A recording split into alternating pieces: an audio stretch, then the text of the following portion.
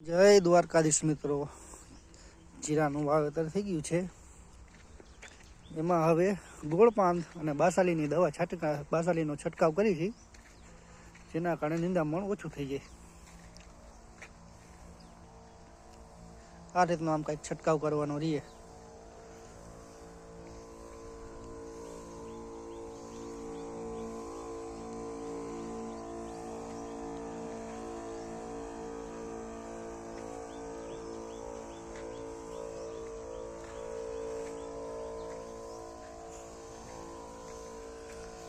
પચી ગયા ક્યારો